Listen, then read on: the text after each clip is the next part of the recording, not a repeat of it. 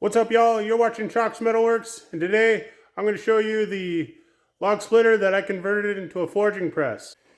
It is a Husky 22-ton log splitter. It is currently powered by a 6.5 horse Briggs & Stratton. This thing works amazing, and I'm going to set you guys up on a tripod, and I'm going to go over this. Alright, let's talk about this. So, as I said before, this used to be a log splitter, still could be, but this is my log splitter that I converted to a forging press. All the materials here were literally scraps that I found around work. If you had to buy all this stuff brand new, it would probably cost you a fair amount. The thinnest material is probably this tube or these. That is a 1/4 inch thick. The metric version will be right over here. I took a class out in Wisconsin, and the blacksmith out there who had a press told me to not have anything bolted on. Like, none of your dies bolt on, have it all like a loose fit or be able to slide in and out, which when I came back, I built this and I did exactly that.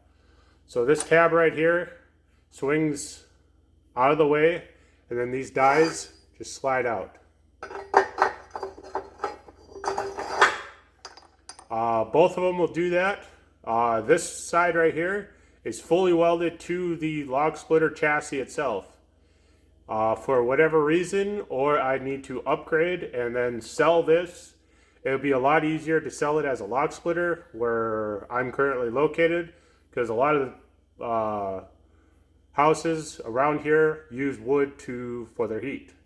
So to convert this back into an actual log splitter would be a lot beneficial to selling it versus keeping all this stuff on here and selling it as a forging press.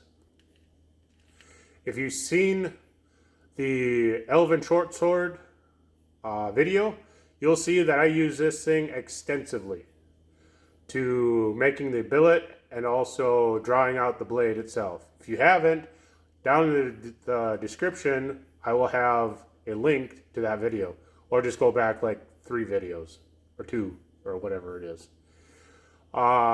This side right here is all just, I hate to say I did this, but it's all just booger welded 110. My 110 welder is not going to be able to penetrate this that well, and I can't just take this entire thing to work and use their big ones. And if I need to convert this back, it'd be a lot easier just to grind all this welds off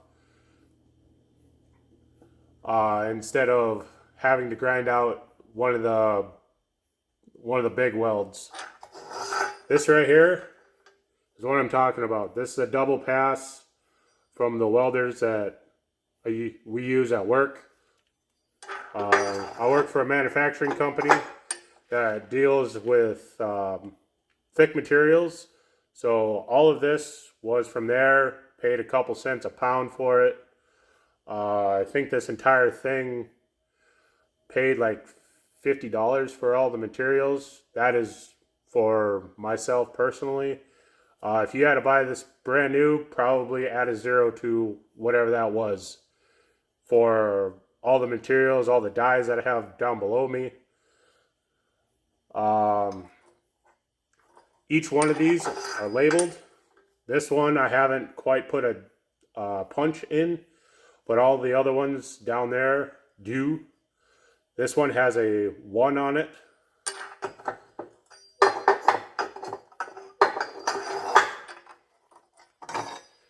This side has 2. So the cylinder side is 2. The anchor side is 1. Just like this one right here. I don't know if you can see that. I have a dot right here. So this side is 2. This one will not fit it.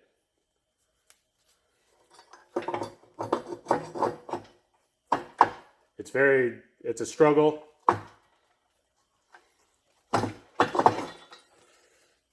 This is 1 inch thick by 4 by 5. This one I mainly use for setting the forge welds because has a larger body, and then you get to when you're squeezing for your forge welds, you're generally not going to have like pieces that are, you know, greater than 6-inch pieces. This works very well for those.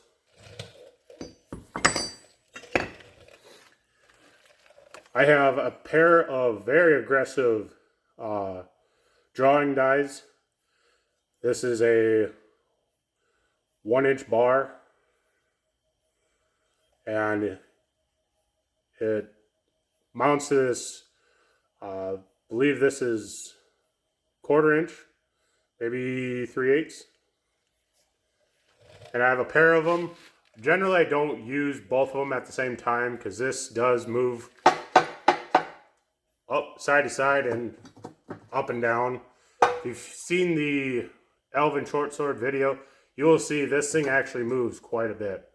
I'm probably going to stuff a pair of 1/8 inch plates in between the 2 tracks because you can see right here, this piece right here actually rides in the track that the log splitter bit used to. And here I have a set of giant squaring dies. I use this for canister and re-squaring up some materials. If I want to, instead of having your bar go in here, actually re-square it in the opposite direction, I can do it with both of these. This being a former log splitter, I still have the original log splitter bit. So this side could come out, just pull a pin off the back of the cylinder, tilt the cylinder up out of the way, and this thing could go in its place. That is kind of handy for if I want to ever do feather Damascus, where I can put this and use one of the flattening dies over here. I can do that and actually make feather Damascus.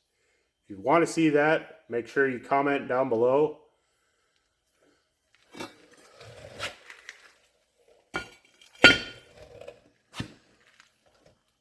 But I haven't said this, but this is a 6.5 horsepower Briggs & Stratton engine. It works great. For people who know this brand and know that engine, knows that these engines are quite efficient. And the amount of time that I've used this thing, I've emptied that tank about 3 times. So I've used this quite a bit. How to operate this, see right here, I have a lever for the valve to go back and forth. I do plan on making this so it stands upright. But as you can see, this right here is the distance that it is to the floor. And I'm not going to bend over and run with this at that height. Right now, I would want it to be where this bit right here is about level with my shoulders right now. So I would need to make a stand for it. That will definitely be a video where I convert this to an electric motor, because with the forge and this thing going full send, it gets kind of thick in here. I do have a decent sized shop with high ceilings, but when I have to open up the door, even crack it about this far, when it's 10 or more below 0, it gets quite chilly in here. I'm accustomed to the cold, but when I'm heating a shop, I don't want to have cold air rushing in here. So I might convert that to electric so I don't have to deal with that. And right over the shoulder is a 110 outlet. I might try to convert it to a 110. I might have to go to a 220 just so I can keep the power. And then I can add a bar to this and use my foot feet instead of holding the billet with one arm and then operating with the other. It gets kind of strenuous on the forearms, gripping and holding that bar stock, especially when it gets 20, 30 inches long. That's why I've had to cut him in half and draw it out that way, and then have more billets. I think that'll be all for this one. As always, like, comment, subscribe. Make sure if you are subscribed, hit that bell, and then you'll get notifications every time I upload a video. Catch you guys on the next one.